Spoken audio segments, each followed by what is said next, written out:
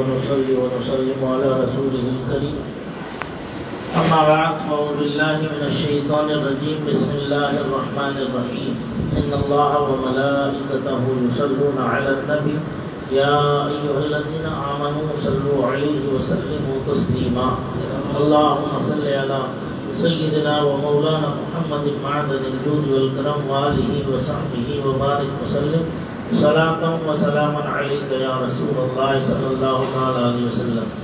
حضرات کرام، اللہ رب العزت جل جلالہ وعظم والہ کا فضل و انعام ہوا کہ حافظ حافظہ اخلاص روح نے ہمارے یہاں کل 16ویں پارے کو مکمل فرمایا. آج اصحاب کہف کا واقعہ بڑا ہی پیارا، بڑا لطف اندوز واقعہ ہے. اس میں اللہ تعالیٰ کے بندوں نے کیسے اپنے رب کی اطاعت و فرما برداری کی اور اللہ تعالیٰ نے ان پر کیسا انعام و اکرام فرمایا. سورہ کہف پرسوں کی تلاوت میں کچھ حصہ کیا تھا اور کل کی تلاوت میں سورہ کہف کو مکمل فرما دیا. سورہ کہف جو ہے مکی صورت ہے، مکہ مکرمہ میں نازل ہوئی. کچھ لوگوں نے سرکار دو عالم صلی اللہ علیہ وسلم کی بارگاہ میں حاضر ہو کر اصحاب کہف کے تعلق سے گفتگو کی. سرکار نے فرمایا کل بتاؤں گا. اب وہ کل اس امید پر کہ پروردگار عالم کی جانب سے اس تعلق سے کچھ آیا جو ہے حکم نازل ہوگا تو اس کے تعلق سے قوم کو بتا دیا جائے گا. لیکن کئی دن گزر گئے، کوئی وحی نازل نہیں. سرکار کو تعجب بھی ہوا کہ وحی کیوں نازل نہیں.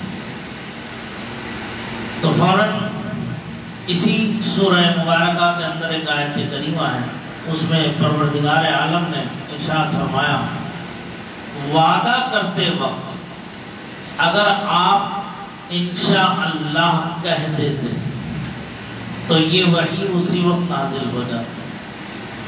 لیکن چونکہ آپ نے انشاءاللہ نہ کہا اس لیے اتنی تاخیر کے ساتھ.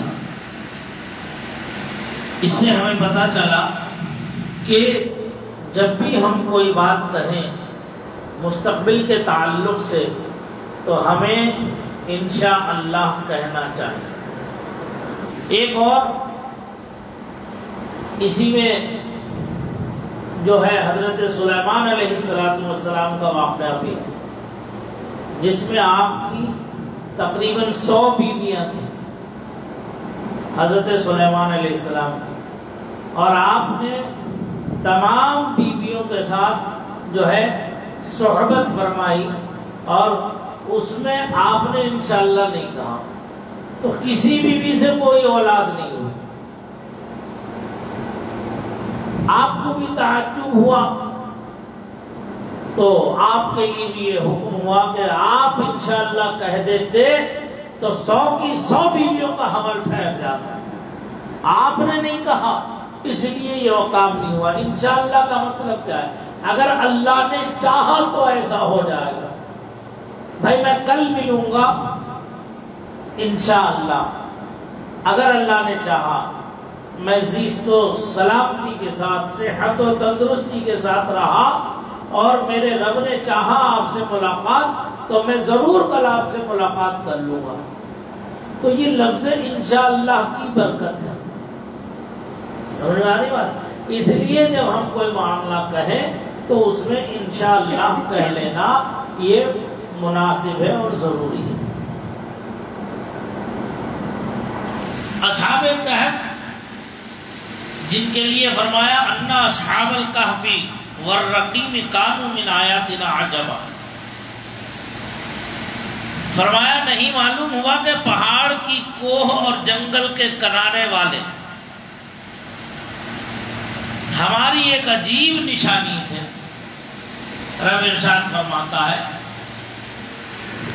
رقیم جو ہے اس وادی کا نام ہے جس میں اصحاب کہف موجود ہیں، جس میں اصحاب کہف جس علاقے میں وہ پہاڑی موجود ہے جس میں اصحاب کہف کے مزارات مقدسہ ہیں، اس وادی کا نام ہے رقیم۔ فرماتے ہیں کہ اصحاب کہف جو ہے قول صحیح یہ ہے، قول محقق متحقق یہ ہے کہ وہ 7 حضرات تھے۔ اصحاب کہف جو ہے وہ 7 حضرات تھے۔ فرمایا اگرچہ ان کے ناموں میں کچھ اختلاف ہے، کیا نام تھے ان کے، لیکن حضرت عبداللہ ابن عباس رضی اللہ تعالی عنہما کی جو روایت ہے جو خازن میں ہے، ان کے مطابق ان اصحاب کہف کے نام جو ہے اس میں ہے مکسلمینا، یملیخا، مرتونس، بینونس، سارینونس، ذو نوارس، کشفید، تنونس، اور ان کے کتے کا نام ہے پرتھوی۔ یہ اصحاب کہف کے وہ مقدس اور مبارک نام ہیں جن کے ناموں کی برکت سے بڑی بڑی دعائیں قبول ہو جاتی ہیں۔ اور اس کے لیے فرمایا گیا کہ جو ہے ان ناموں کا فرمایا گیا کہ یہ اسماء لکھ کر دروازے پہ لگا دیے جائیں تو مکان جلنے سے محفوظ رہتا ہے، سرمایہ دولت پر رکھ دیے جائیں تو چوری نہیں ہوتا، کشتی یا جہاز ان کی برکت سے غرق نہیں ہوتا، ڈوبتا نہیں، بھاگا ہوا شخص جو مفرور ہو معلوم ہی نہیں کہ کہاں ہے، ان ناموں کی برکت سے وہ واپس آ جاتا ہے۔ فرمایا کہیں آگ لگی ہو وہ بجھتی نہ ہو، کہیں آگ لگی ہو اور وہ بجھتی نہ ہو تو یہ اسماء مبارکہ کپڑے پر لکھ کر اس میں ڈال دیں تو وہ آگ فوراً بجھ جائے۔ اور فرمایا کہ بچے کے رونے کے وقت جو بچے روتے ہیں ان بچوں کے لیے جو باری باری کا جو بخار آتا ہے، اس بخار کے وقت درد سر میں، الصبیان میں، خشکی اور تری کے سفر میں، جان و مال کی حفاظت، عقل کی تیزی،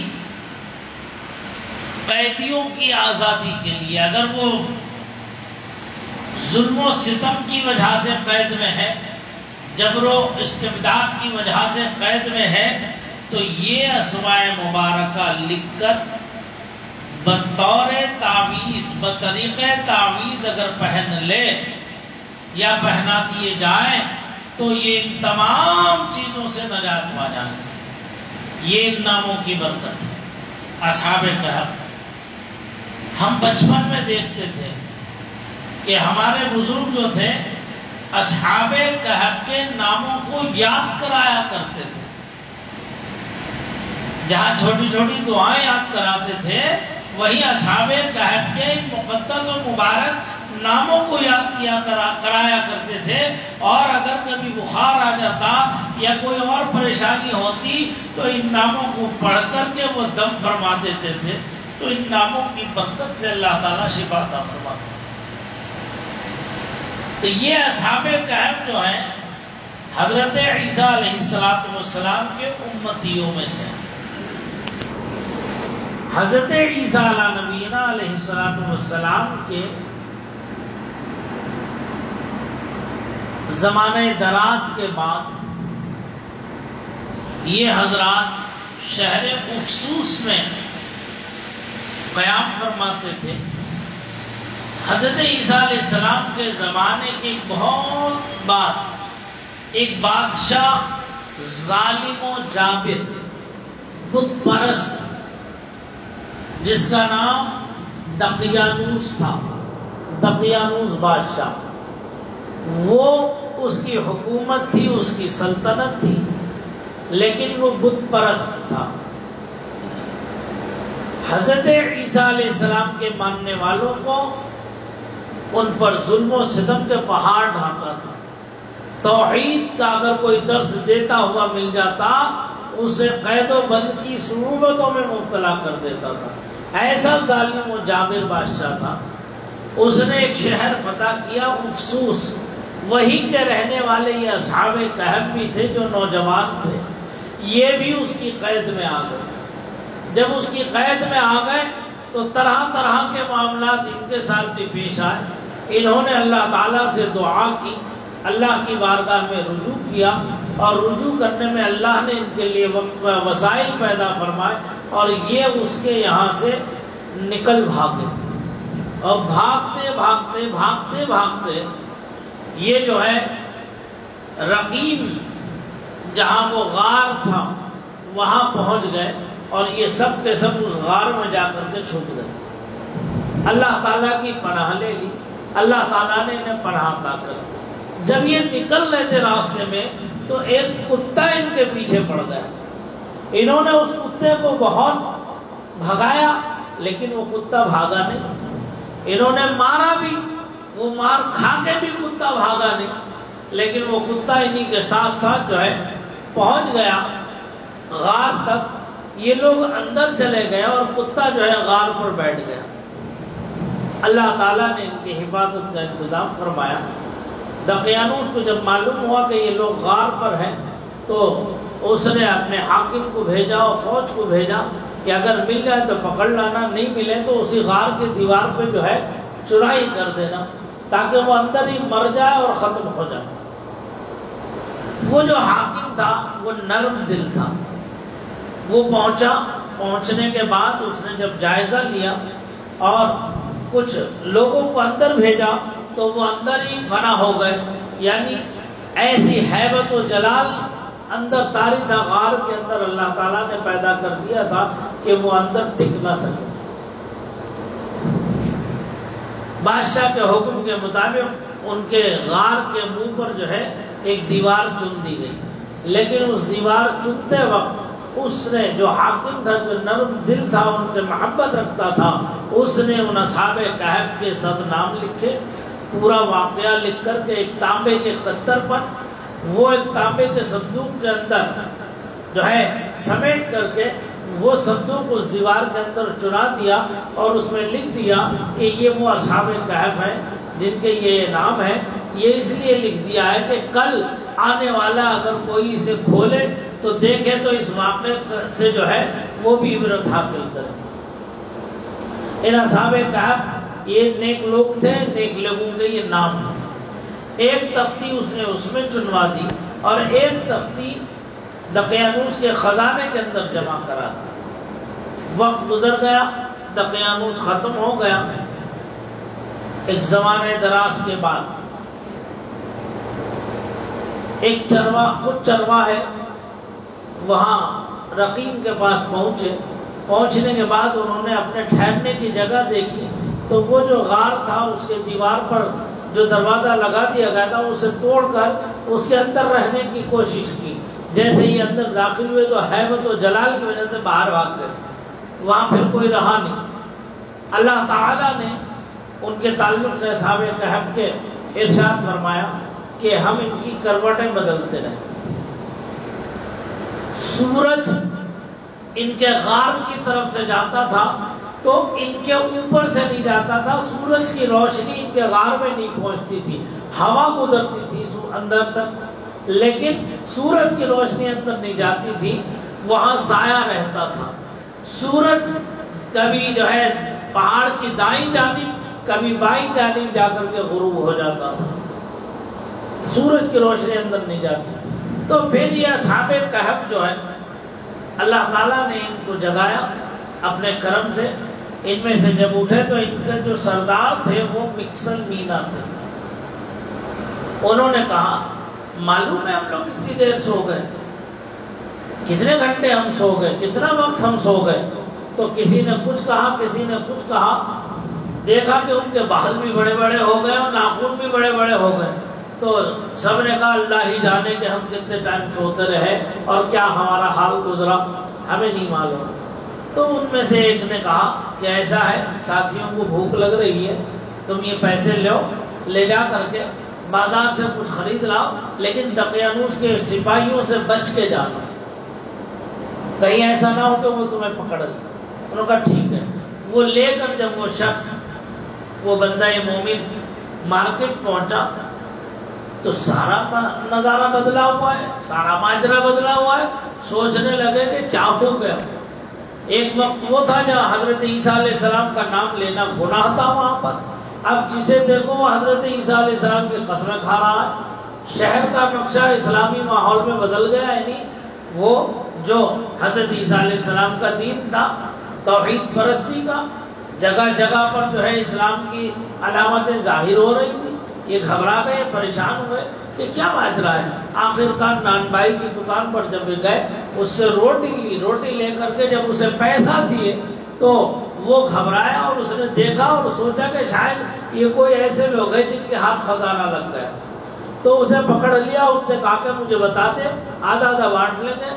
اور نے کہا پیسے آدھا آدھا بانٹ لو گے بھائی، یہ تو ہمارا پیسہ ہے۔ کہا تمہارا کہاں سے ہو گیا، یہ تو سکہ چلتا بھی نہیں ہے آج، یہ تو پتہ نہیں کون سے زمانے کا سکہ ہے، آج تو یہ سکہ رائج بھی نہیں ہے، اس کا مطلب خزانہ ملا۔ تو جب وہاں بحث ہوئی تو وہ حاکم کے پاس آواز دے کر کے حاکم کے پاس اسے لے گئے، ان کو لے گئے پکڑ کر کے۔ حاکم نے جب ان سے بات پوچھی تو انہوں نے کہا ایسے سے میرے ساتھی غار میں ہیں، ہم لوگ جو ہے اتنے عرصے سے وہاں غار میں ہیں، اور جو ہے ایسے ایسے دقیانوس کے ڈر کی وجہ سے ہم جا کر چھپ گئے، اب ہمیں نہیں معلوم کہ کیا حال ہے۔ تو وہ کہتا کہ دقیانوس کا زمانہ گزرے میں بہت ٹائم ہو گیا، اس کا حال بھی ہم نے سنا ہے اپنے بزرگوں سے، اور تم لوگ کہہ رہے ہو کہ یہ حال ہے۔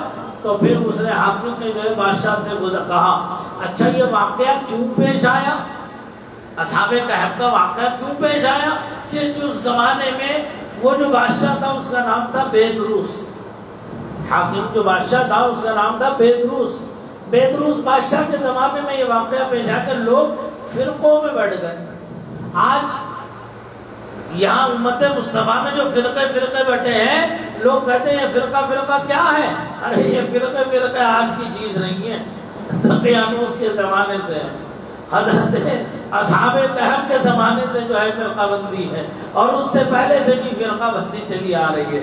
تو کچھ لوگ جو ہے بعث بعد الموت کے منکر ہو گئے۔ بعث بعد الموت یعنی مرنے کے بعد دوبارہ اٹھائے جانے کے منکر ہو گئے، کہ مرنے کے بعد آدمی کیسے دوبارہ اٹھے گا۔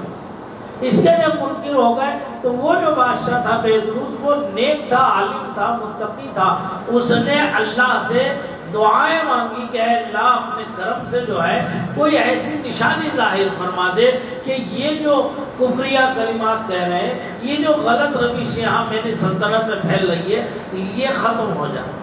تو اللہ تعالیٰ نے اصحاب کہف کو دوبارہ اٹھا کر یہ نشانی ظاہر فرما دی کہ بعث بعد الموت اسے کہتے ہیں۔ بعث بعد الموت۔ جب بادشاہ کے پاس پہنچے تو بادشاہ نے جو ہے جا کر کے ان اصحاب کہف سے ملاقات کی، ملاقات کر کے ایک دوسرے سے سلام علیک ہوئی، اور پھر اس کے بعد میں جب معاملات اور واقعات سب اصحاب کہف پر ظاہر ہو گئے تو اصحاب کہف نے کہا یہ ہمارے رب کی مرضی تھی، اس کی مشیت تھی کہ وہ جو ہم نے انجیل میں پڑھا تھا، ایک وہ بات جو رات کے اندھیرے میں کہنے سے لوگ ڈرتے ہیں، ایک دن ایسا آئے گا کہ دن کے اجالے میں علل اعلان لوگ کہتے پھریں گے، یعنی کلمہ حق کو کہتے پھریں گے، لا الہ الا اللہ عیسیٰ روح اللہ کر جو ہے اعلان کرتے پھریں گے کہنے والے۔ تو وہ زمانہ ہم نے سوچا تھا کہ یہ کب آئے گا، کیسے آئے گا، ہمارے زمانے میں تو یہ نہیں گزرا۔ تو اصحاب کہف کی سوچ کا بھی جواب اللہ کو دینا تھا، اور یہ جو زمانے میں بعث بعد الموت کا فتنہ اٹھا تھا، اس فتنے کو بھی ختم کرنا مقصود تھا۔ تو اللہ تعالیٰ نے اصحاب کہف کو دوبارہ زندہ کیا۔ یہ تمام واقعات جب پیش آئے، اصحاب کہف نے بیدروس سے کہا کہ بس تمہارا کام تمہیں مبارک ہو، اب ہمیں اس دنیا میں نہیں رہنا ہے، اب ہمیں اس دنیا سے کوئی مطلب نہیں ہے۔ اندر تشریف لے گئے، جا کر اللہ تعالیٰ کی بارگاہ میں دعا کی کہ اے اللہ تو نے ہمیں عافیت بخشی، سلامتی بخشی، اپنی پناہ میں تو نے رکھا، اب ہم تیری ہی پناہ میں ہیں، ہمیں اب دنیا میں دوبارہ اس دنیا میں نہ بھیج، ہمیں اپنی بارگاہ میں واپس بلا لے۔ تو بس یہ اتنا کہا اور جا کر کے سجدے میں پہنچے تو سب کے سب جو ہے ان کی روح قبر سے انصری سے پرواز کر گئی. تو اس بادشاہ بیدروس نے سال کی جو لکڑی آتی ہے، سب لوگ جانتے ہیں سال کی لکڑی آج کی نہیں ہے، سال کی لکڑی ہے، سال کی لکڑی بھی بہت زمانے پہلے کی ہے. اس سال کی لکڑی کے صندوق بنا کر کے ان اصحاب کہف کے اجسام مقدسہ کو اس کے اندر رکھ کر کے اسی غار کے اندر انہیں دفن کر دیا گیا، اسی غار میں رکھ دیا گیا. پھر وہی ہیبت خداوندی، وہ ہیبت و جلال جو ہے جلال خداوندی وہاں ظاہر ہوا، سب باہر آ گئے. اور بادشاہ بیدروس نے وہیں پر دیوار چنوا کر کے وہاں اصحاب کہف کے ناموں کی تختی لگا کر کے اس کے پاس ایک مسجد بھی بنا دی، تاکہ اور سالانہ اس موقع پر لوگوں ایک بہت بڑا اجتماع کرایا کرتا تھا اور لوگ وہاں اصحاب کہف کے مزارات کی زیارت کرنے کی غرض سے جاتے تھے. تو یہ پتہ چلا کہ اب مزارات اولیاء پر جانا یہ نہ شرک ہے، نہ بدعت ہے، نہ حرام ہے، بلکہ جائز و مستحسن ایک امر ہے جو آج سے بھی اصحاب کہف کی بھی قبروں پر، اصحاب کہف حضرت عیسیٰ کی امت کے اولیاء تھے جن کا ذکر اللہ نے قرآن کریم میں فرمایا. اولیاء اکرام کے مزارات مقدسہ پر حاضری یہ وہ سنت ہے. اور وہاں پر مسجد کی تعمیر اس لیے کہ اللہ کے ولیوں کی بارگاہ میں حاضر ہو، اللہ کی بارگاہ میں سجدہ کرے اور ان کی بارگاہ میں دل کو جو ہے متوجہ کرے اور اپنے ظاہر کو بھی سنبھال لے اور اپنے باطن کو بھی سنبھال لے. یہ اصحاب کہف وہ ہیں جن کی جو ہے تفصیل کے ساتھ قرآن کریم میں سورہ کہف میں بیان کیا گیا ہے. جمعے کے دن سورہ کہف کے پڑھنے کی بڑی برکتیں اور اس کے ساتھ ساتھ اصحاب کہف بزرگوں نے ہمارے جو ہے اصحاب کہف کے توشے کی بھی بڑی برکت بیان فرمایا کیسا ہی تمہارا کام ہو جو نہ بنتا ہو، کسی صورت نہ بنتا ہو، تو اصحاب کہف کے توشے کی نیت کر لو اور اس میں اصحاب کہف کے توشے کی نیت کر کے ایک پوری اس کی مقدار ہے، اس مقدار کے تحت اس توشے کو تیار کیا جاتا ہے جس میں 7 لوگوں کی دعوت کی جاتی ہے. وہ 7 لوگ کون؟ جو متقی ہوں، پرہیزگار ہوں، گٹکا نہ کھاتے ہوں، بیڑی نہ پیتے ہوں، سگریٹ نہ پیتے ہوں، متقی و پرہیزگار ہو، نمازی ہو، عابد شمسندگار ہو. ایسے 7 افراد کو بلا کر کے ان کی دعوت کی جاتی ہے. اور پھر اس کے ساتھ ساتھ ایک کالا کتا، اس کتے کی بھی دعوت کی جاتی ہے. کہیں وہ کتا ہے تو وہاں جا کر اس کے کان میں کہہ دو کہ آج ہمارے گھر آپ 100 میل دور بھی رہو، 100 میل دور جا کر اس کتے سے کہہ دو کہ آج تمہاری دعوت ہے ہمارے گھر اصحاب کہف کے توشے کی، تو آپ پہنچ جائیے اپنے وقت پر. جو وقت آپ نے اس کے کان میں کہا ہے اس وقت پر وہ کتا تمہارے دروازے پر موجود رہے. تو ایک مٹی کے کنڈے میں، پلیٹ میں اس کے لیے جو ہے روٹی اور سالن جو ہے اسے روٹی چور کے ڈال کے اس کے اندر سالن ڈال کر کے اس کے لیے رکھ دیا جاتا ہے. وہ اپنے وقت مقررہ پر آ جاتا ہے، آ کر کے اپنی دعوت کو کھا جاتا ہے. اور پھر اللہ تعالیٰ سے جو دعا کی جاتی ہے اللہ تعالیٰ اس دعا کو قبول فرماتا ہے. یہ ہے اصحاب کہف، ان کے یہ نام مبارکہ ہیں.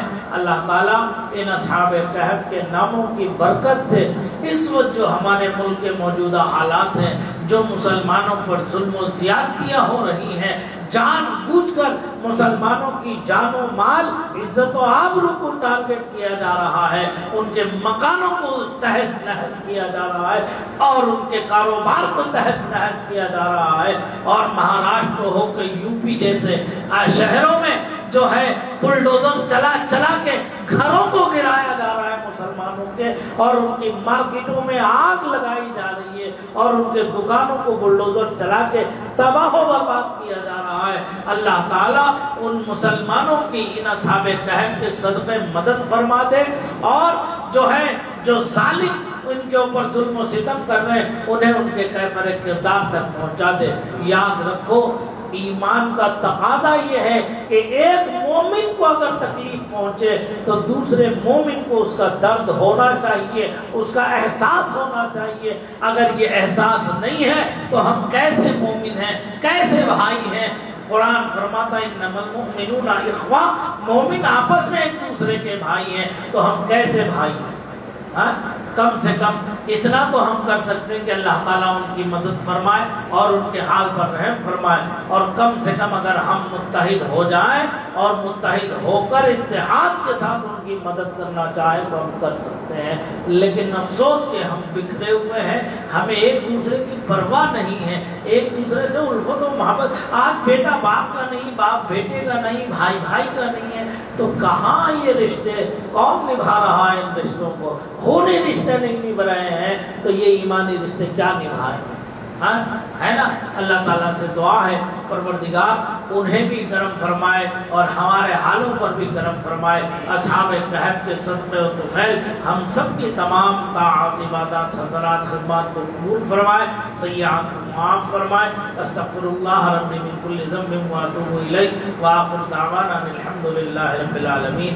اللہم ربنا آتنا فی الدنیا حسنہ وفی الآخرۃ حسنۃ وقنا عذاب النار۔ الی یوم الدین برحمتک یا ارحم الراحمین، بحق لا الہ الا اللہ محمد رسول